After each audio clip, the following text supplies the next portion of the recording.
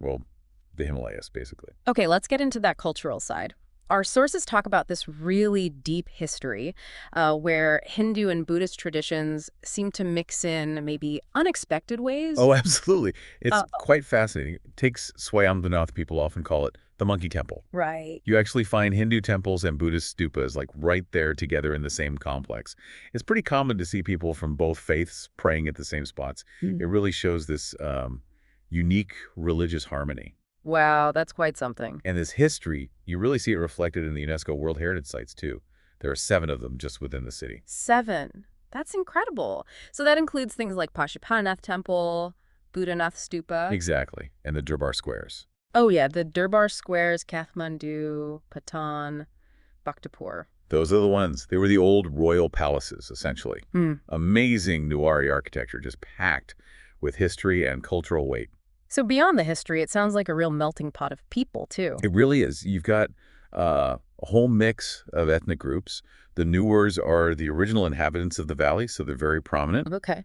But you also have large communities of Brahmins, Chetras, and, well, many others. And that must mean a mix of languages. For sure. Matli is the official language, naturally.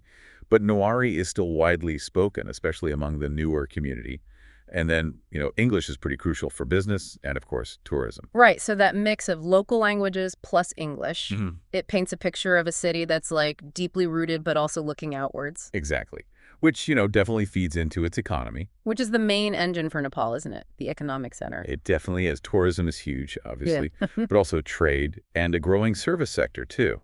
A key thing here, though, is the tension between this rapid urbanization that's happening. Like growth, development. Yeah, and trying to hold on to its historical character at the same time. And I guess that rapid growth, it must bring challenges, predictable ones, maybe? Oh, definitely. Infrastructure is feeling the strain. Traffic congestion is a big one. I can imagine. And pollution, that's another significant issue they're grappling with. It's a common story for fast-growing cities, Yeah, unfortunately. Now, switching gears a bit, for a lot of people, Nepal means trekking, right? Mountains. Absolutely. And Kathmandu is basically ground zero for that. The main gateway. The main gateway, yeah. It's the starting point for countless treks. The famous ones to Everest and Annapurna. They mostly kick off from here or nearby. Oh, okay. And inside Kathmandu itself, there's the Thamel district. It's this really bustling area, just packed with everything tourists and trekkers need. Guest houses, gear shops, restaurants. So you land there, get yourself sorted in Thamel, and the Himalayas are right there. Pretty much on your doorstep, yeah. It's quite the setup. Okay, so if you're planning a trip, what's the weather like? What should you expect? Well, it's got a subtropical highland climate. So generally you get warm summers and the winters are cool, usually pleasant. Right. The main thing to know about is the monsoon that typically runs from June through September. Ah, so rainy season. Yeah, expect quite a bit of rain then. Definitely pack an umbrella or good rain gear if you're visiting during those months. Good tip. Okay, so let's sort of wrap up this quick dive.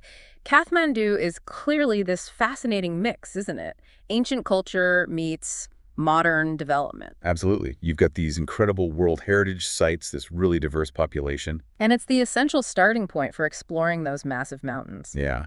What's really interesting, I think, is seeing how a city with such deep historical roots manages all the changes and pressures of the 21st century. Right.